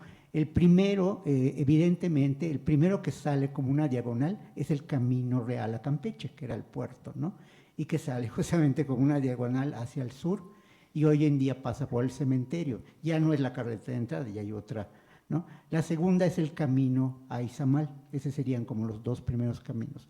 Luego la calle 60 que va hacia el norte y que creció cuando se hizo en el siglo XVIII el barrio de Santa Ana, donde está enterrado un gobernador, se supone que usó un sacbé, los antiguos caminos mayas, ¿no? Entonces hay una condición preexistente, prehispánica, ¿no? Y la última es que desde finales del siglo XVIII, desde el siglo XVIII, los meridianos fomentan Cizal como un puerto alterno a Campeche y en la calle 59 hacia el poniente también sacan una diagonal negociando con el barrio de Santiago, que era un barrio de indígenas. Por cierto, cuando empezó la guerra de castas, el cacique del barrio de Santiago en 1847 fue asesinado porque tenían miedo que la rebelión comenzara así, ¿no? Entonces, estas diagonales están dadas por la condición de que la ciudad estaba rodeada por los barrios indígenas y la última vez que estos barrios indígenas tuvieron validez jurídica fue en el Segundo Imperio, ¿no? Regresaron los liberales y ya por eso se pudo hacer el Paseo de Montejo sobre un barrio indígena, ¿no? Esa sería como la existencia y la aparición de estas cosas radiales, ¿no?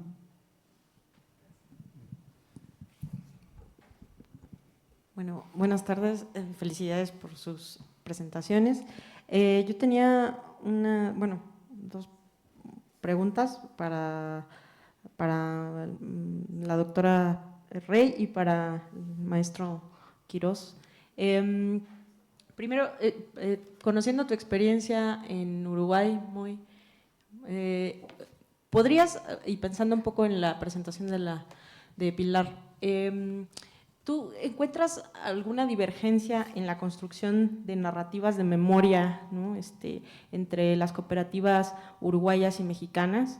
¿Hay divergencias o cuáles son los puntos de enlace, ¿no? Porque digo, una de las cosas que se habló un poco en la mesa anterior y ahorita en esta es también la potencia, ¿no?, que tiene esta autoconstrucción, esta autogestión de vivienda, estas experiencias latinoamericanas, ¿no?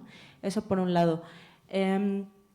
Y bueno, y a la doctora Rey, si por ejemplo también, ¿no?, en estas distintas construcciones de la memoria hay eso, ¿no?, hay una cohesión a partir de estos relatos conjuntos, si hay relatos divergentes y, por ejemplo, ¿cuál sería, ¿no?, la forma de abordar esto desde la historia? Es decir, la construcción de la memoria, digo, hay muchas formas de pensarlo, pero ¿cómo dirimir, ¿no?, esto y qué hacer con ello? Bueno, muchas gracias.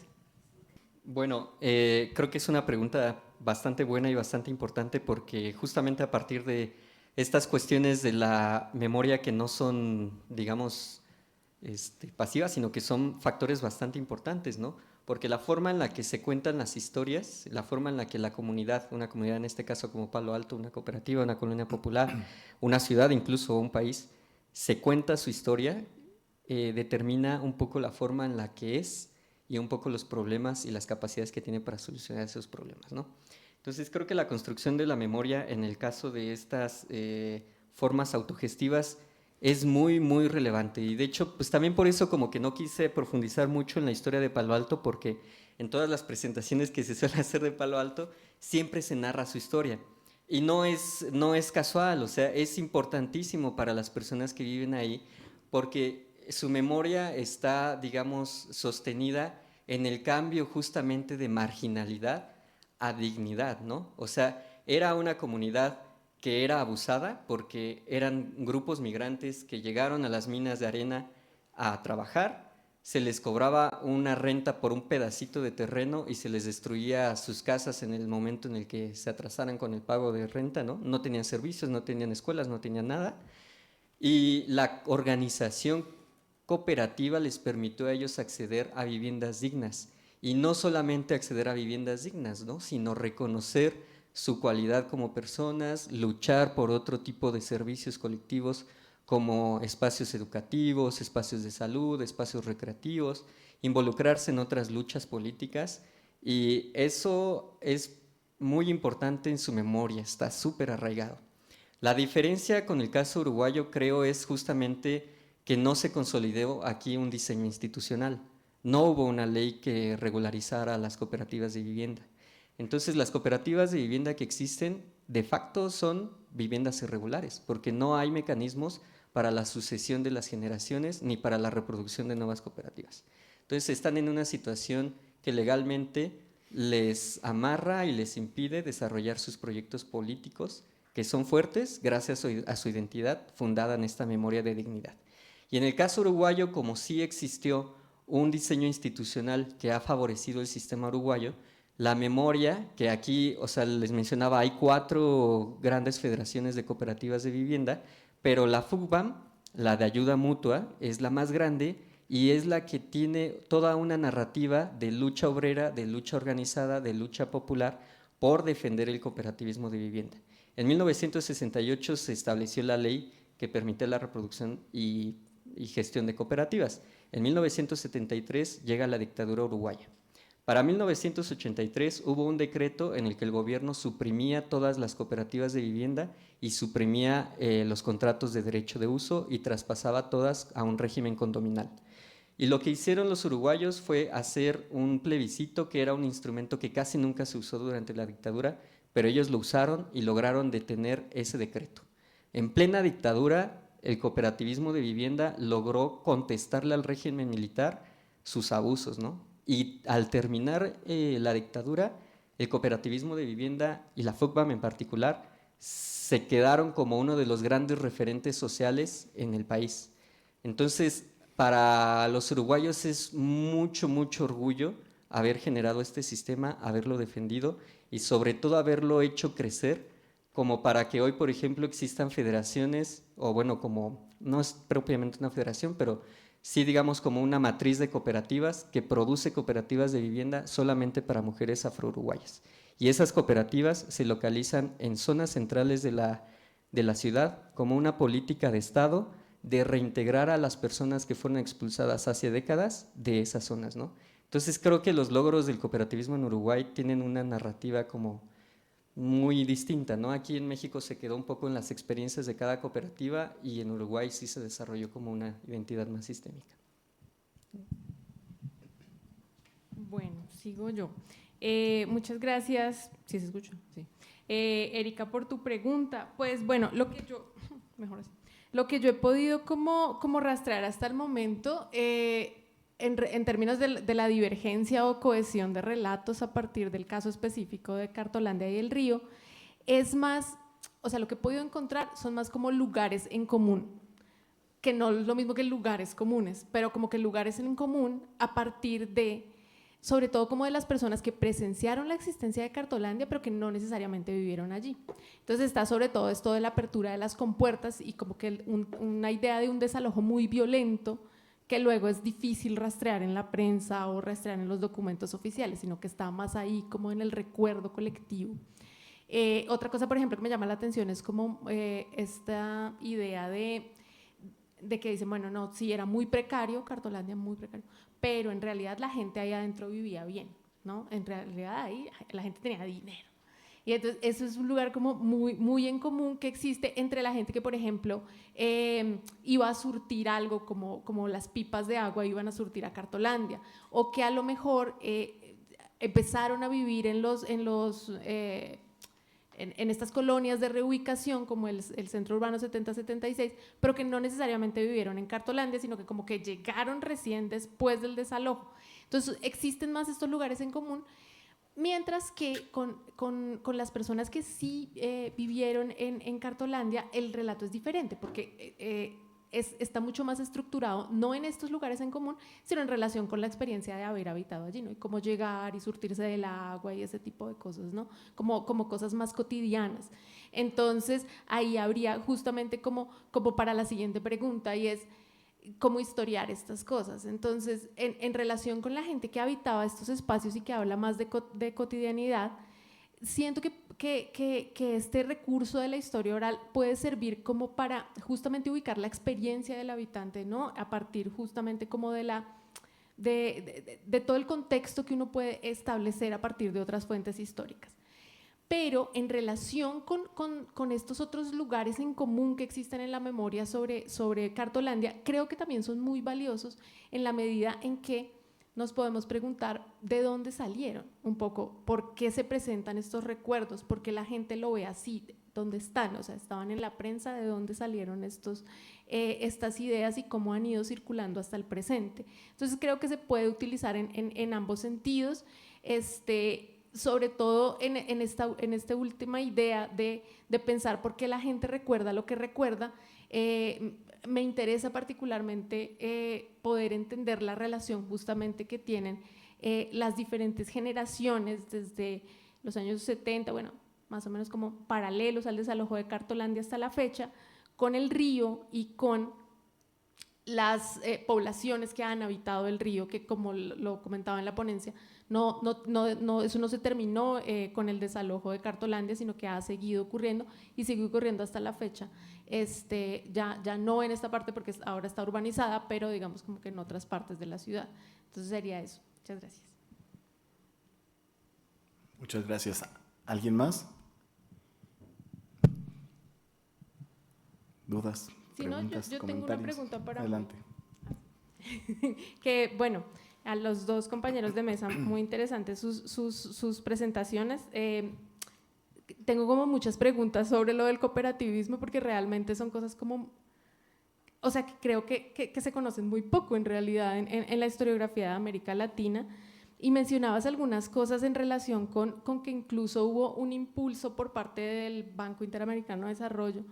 Y yo recordaba que en la documentación de la Alianza para el Progreso, en los años 60, para el caso de Colombia, había mucho esta idea como de se entregar, o sea, el dinero que estaba destinado a la vivienda, con la idea de que la gente misma construyera sus casas, a partir como de esta cosa de hágalo usted mismo, ¿no? Entonces como que sí se impulsaba desde ciertos organismos como internacionales. Entonces yo quisiera saber un poco como qué seguimiento le has podido hacer a eso, es decir, fue como solamente durante cierta época y después se olvidó, o no sé, o paralelamente ha seguido funcionando esta como presencia de organismos multilaterales. Era esa mi pregunta.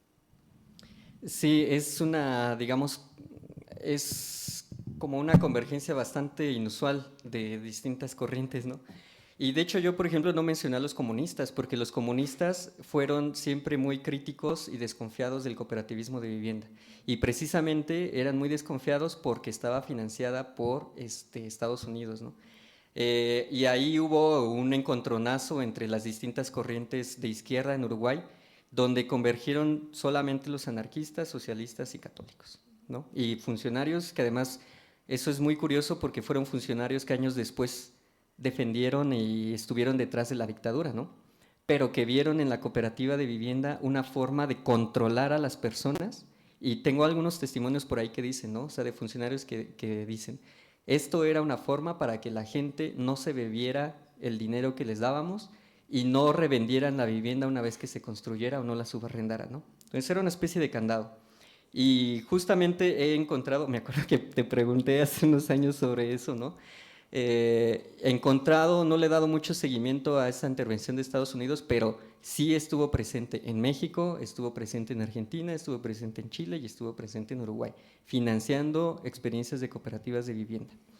Yo creo que el interés de estas organizaciones no era tanto como la tenencia de la vivienda en cooperativa, porque eso también es un problema. Y ahorita, por ejemplo, que tú mencionabas lo del socialismo en Yucatán, que repartieron tierras en propiedad privada, esa es una gran discusión al interior del cooperativismo en Uruguay, porque hay una modalidad de propietarios y la principal central de trabajadores tiene ya su federación de cooperativas de vivienda en propiedad. Entonces, para los cooperativistas más puristas, ellos dicen el cooperativismo no puede tener propiedad privada, ¿no? Esto no tiene por qué suceder, tiene que ser un control de uso, ¿no? Un contrato de uso. Y eso generó muchos choques, pero creo que en Uruguay se solucionó la forma más práctica, ¿no? O sea, los comunistas nunca estuvieron como muy contentos, pero le entraron, porque cuando se construyó o se instituyó ya con la ley, las más grandes cooperativas fueron de sindicatos comunistas. Con el tiempo, la financiación de Estados Unidos terminó para el cooperativismo, pero incluso hoy en día en Uruguay, Estados Unidos y el Banco Interamericano le siguen inyectando dinero a la política habitacional. Ahora para vivienda en propiedad, pero creo que en esa época el interés era más bien controlar a las personas. Bueno, yo no soy historiador urbano, yo soy urbanista, y una de las cosas que a mí me llama mucho la atención es que al momento de hacer ciudad no tenemos como la asesoría multidisciplinaria que aplica en este sentido para un contexto que tiene muchos temas girando en torno al momento de resolver. Y bueno, una de las posturas que tenemos nosotros al momento de hacer ciudad aquí, al menos como la manera en cómo estamos formando a nuestros alumnos, es tratar de ver la ciudad como un sistema complejo como es, ¿no? Y tener como este abordaje de ese pensamiento sistémico, crítico. Y ahorita que los escucho yo digo, ¿cómo podemos hacer para que en el contexto de este ejercicio profesional que va a ser un arquitecto, un urbanista, podamos tener un historiador, una historiadora de cabecera? Porque realmente a mí lo que me llama la atención es que muchas veces estamos repitiendo el error porque sencillamente no conocemos esto. Y yo creo que hay como un llamado de atención que yo quisiera hacer, no en plan crítica ni nada por el estilo, pero al final de cuentas algo está pasando en la forma en como nosotros nos estamos comunicando entre los distintos profesionistas, porque como que no estamos llegándole a quien tiene competencia en urbanismo, que es el gobierno municipal, los gobiernos estatales y el federal, ¿no? Y, por ejemplo, una de las cosas que yo a veces comparto con mis alumnos es que en el contexto de los despachos de arquitectura ya se está incluyendo la figura de los ecólogos o biólogos, incluso que se incluyan como de cabecera. O sea, cuando un despacho de pronto, conozco algunos que va a hacer un proyecto arquitectónico urbano, pues tiene a una persona asesorándoles sobre el perfil del lugar en términos biológicos y demás, Y yo me recuerdo cuando yo trabajaba en un instituto en Venezuela que se llamaba Instituto de Estudios Regionales y Urbanos, teníamos un historiador de cabecera al momento de hacer nuestros diagnósticos. Y yo creo que una de las cosas que sería muy importante empezar a ver es cómo nosotros, así desde la academia o desde este campo del conocimiento de la historia, que se me hace fundamental, podemos llegar a estos actores que están dentro del sector que ejecuta el urbanismo, para que este tipo de conocimiento llegue. O sea, porque yo tenía el conocimiento del tema del cooperativismo, pero por ejemplo no sabía para nada el caso uruguayo, y es una cosa que tampoco sabía esa influencia que tuvo en el contexto mexicano. Y también tuvimos yo soy malísimo para los nombres, pero a uno de los que fundó este centro de vivienda cooperativa aquí en México, por ejemplo, lo invitamos en su momento a dar un diplomado, bueno, a participar en un diplomado, y al final de cuentas son justamente eso, o sea, como que cómo hacemos llegar este conocimiento de tal forma, pero ya como más, porque parte de ustedes como historiadores es que tienen como este bagaje, ya lo tienen aquí y perfecto, yo los escucho hablar y me admiro mucho de todo lo que están haciendo, que tienen como el colmillo y la paciencia para trabajar en un tema tan importante, pero al final de cuentas, ¿cómo nos ayudan a traducir esto en, o sea, no somos especialistas como ustedes, cómo nos los bajan a nosotros para que esto se pueda hacer traducible en algo que realmente impacte a la ciudad para bien? Entonces, como que empiezo a ver como un montón de cosas, se me vienen un montón de ideas que se pueden hacer en el contexto de la ciudad, pero siento que no está llegando la información. Yo no estoy en gobierno, o sea, capaz que ustedes están asesorando al gobierno y yo aquí especulando horrible, ¿no?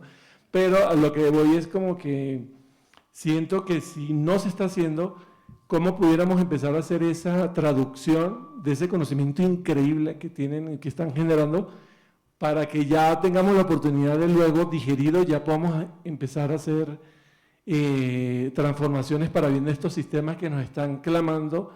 Y también, sobre todo, no sé si en el campo de la historia tengan como inclinación, pero por ejemplo, este vínculo del ser humano con los sistemas vivos, ecológicos, que bueno, el ser humano forma parte de la naturaleza, pero al final, históricamente, yo me pregunto cómo se ha relacionado el ser humano con la ciudad, cómo ha ido mutando ese vínculo, y en algún momento se perdió por la forma también como nos hemos formado en las universidades y demás, pero no sé, como que siento mucha esperanza al escucharlos, y también quisiera como poner sobre la mesa que tenemos como ahí una piedrita en el zapato que no deberíamos quitárnosla al momento de poder ver cómo asesoramos a estos gobiernos que están entrando ahorita, por ejemplo, también independientemente de qué partidos sean, para que nos empiecen a escuchar y sobre todo a aprender esa historia para que no la repitamos, ¿no?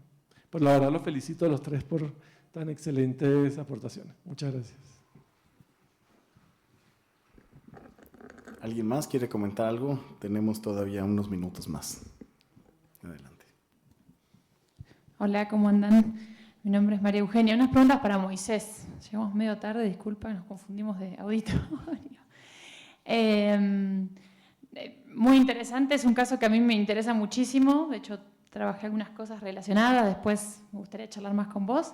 Pero tenía algunas preguntas muy particulares. Por un lado, me interesaba esto que decís al final de las casos que no pudieron ser, ¿no? Porque algo, si yo cuestiono de cuando se revisa esa historia reciente de experiencias exitosas, es que fueron únicas e irrepetibles, ¿no? Y así parecen cuando se las estudian, justamente, se las descontextualiza y termina siendo un factor para que hoy se piensen que no son posibles, ¿no? Entonces, preguntarte justo que nombras otras dos cooperativas que no funcionaron tan bien, ¿no? ¿Por qué crees? Y en ese juego, ¿qué papel tiene Copevi? Y si en el caso de Palo Alto apareció otro actor o otros actores que dieron la posibilidad de que avance, ¿no? En el proceso, en el tiempo, y se mantenga hasta la actualidad. Otras organizaciones, otros actores, etc. Eso por un lado. Por otro lado, nombras a Tito Acuña, Yo laburé mucho con exiliados con sureños, arquitectos acá en México. Tito es uruguayo, ¿no? Entonces también lo tenía ahí rastreado en el mapa. Preguntarte si en esto de las cooperativas encontrás a otros, vos nombrás que hay chilenos, bueno, no sé, argentinos hubo un montón también por acá, yo soy de Argentina, por eso te pregunto. Y después, por último, también en las discusiones actuales yo conocí a gente de Brasil, la gente de Usina, que trabajaba en los mutiraos, que les dicen allá, ¿no? Que son los sistemas de construcción cooperativa en Sao Paulo.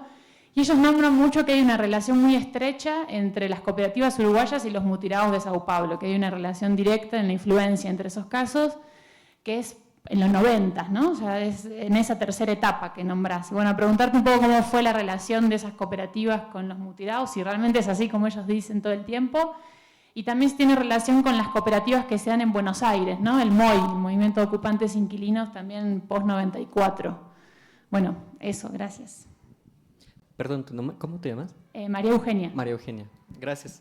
Creo que es una pregunta bastante buena y yo diría, o sea, que hay algunos conceptos claves, ¿no? Ahí lo de la contextualización, lo de la coyuntura y la excepcionalidad, ¿no? Porque justamente muchas de estas experiencias cooperativas tuvieron una coyuntura muy especial que es muy difícil de repetir, ¿no? O sea, cuando, por ejemplo, los artículos de política pública dicen, ¡ay, el cooperativismo de vivienda en Uruguay está buenísimo, vamos a traerlo a España!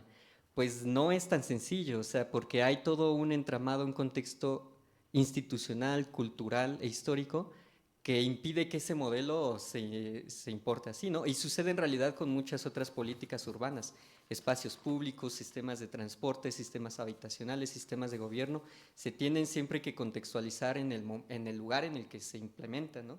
Y este desarrollo histórico condiciona qué tanto o no se puede desarrollar esto.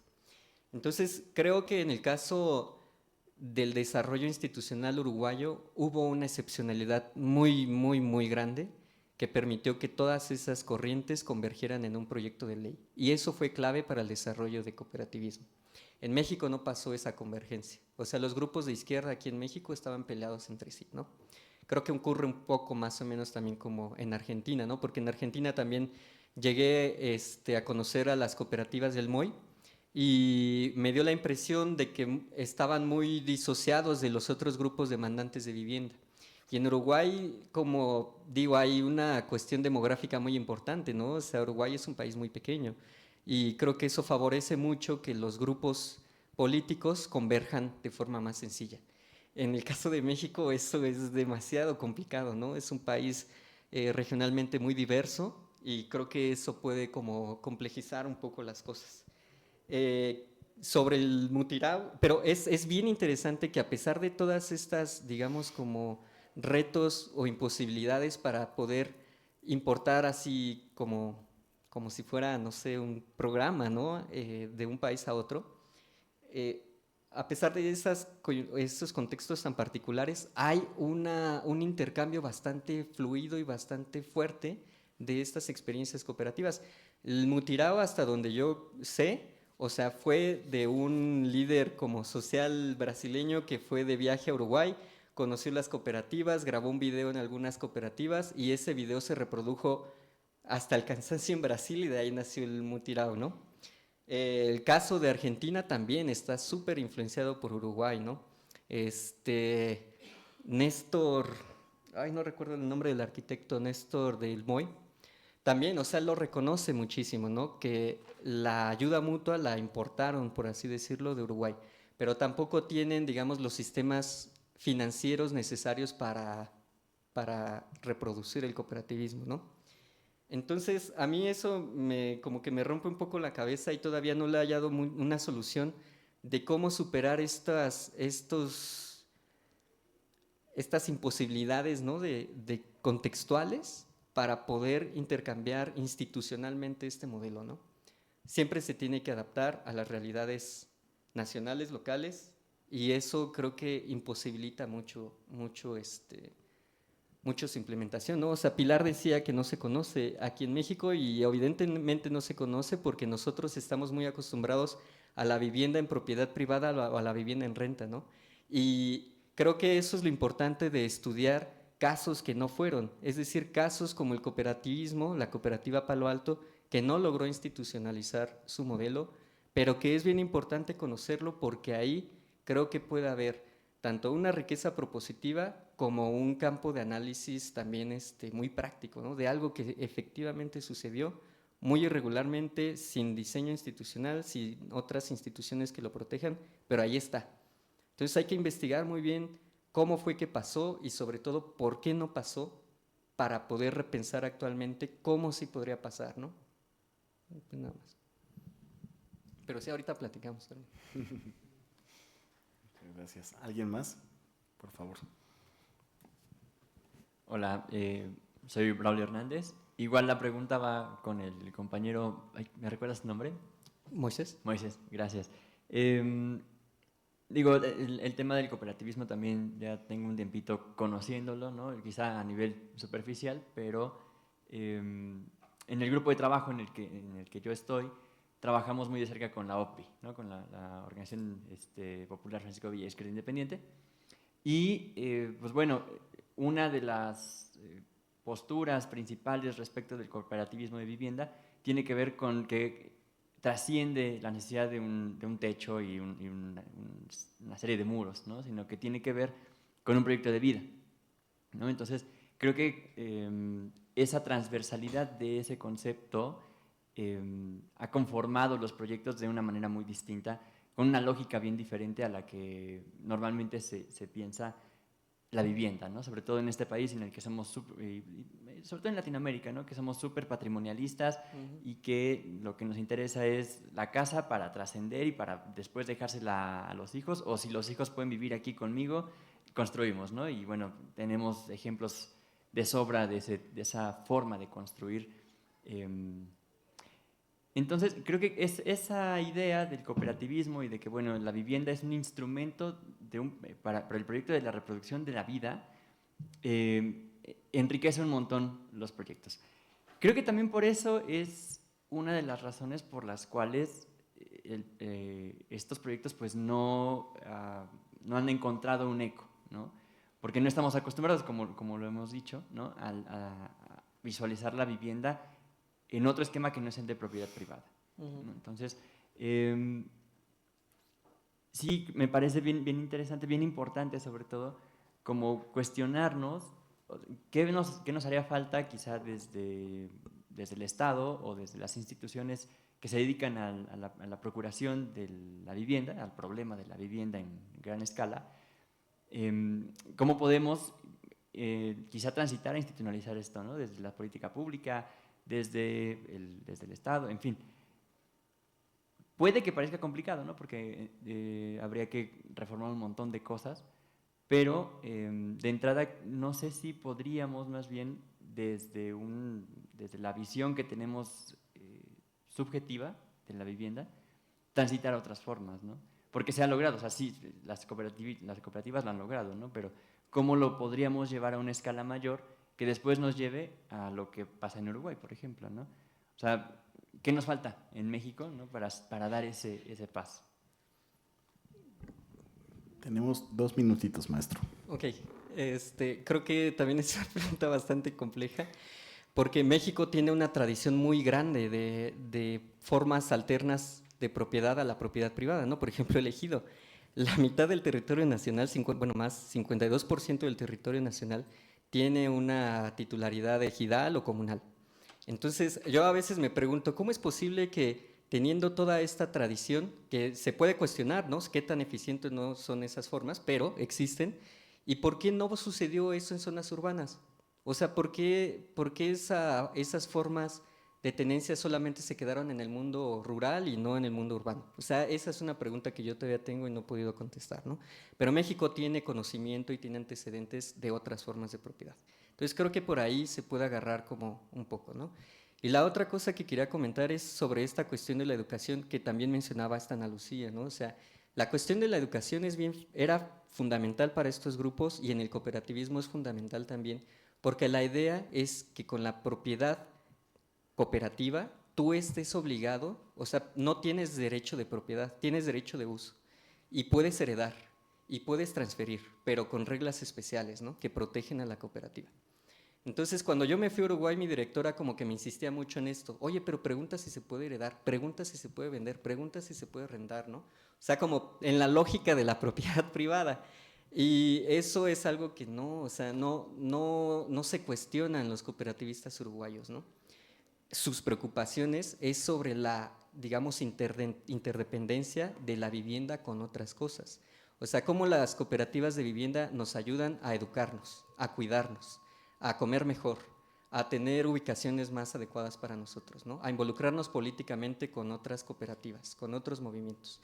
Entonces creo que la parte educativa es en realidad el objetivo principal del cooperativismo de vivienda, porque es efectivamente una forma de vida.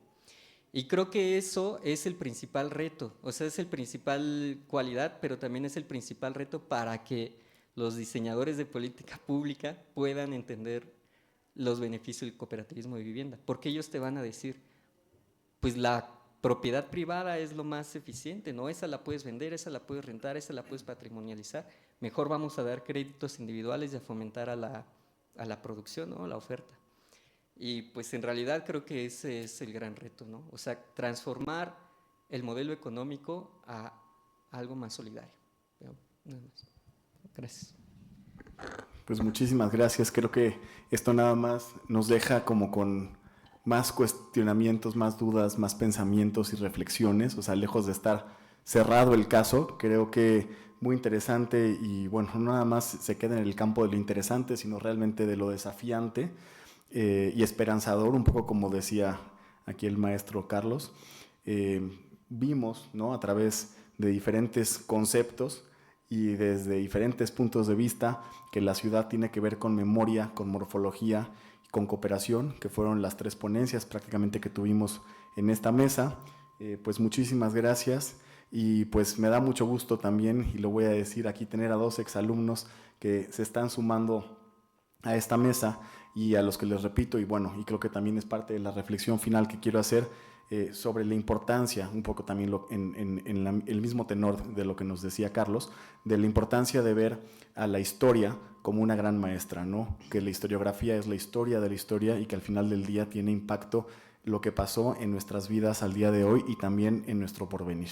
Pues muchísimas gracias de nuevo a los ponentes y a los honorables asistentes y paso entonces a darles su reconocimiento. Muchas gracias.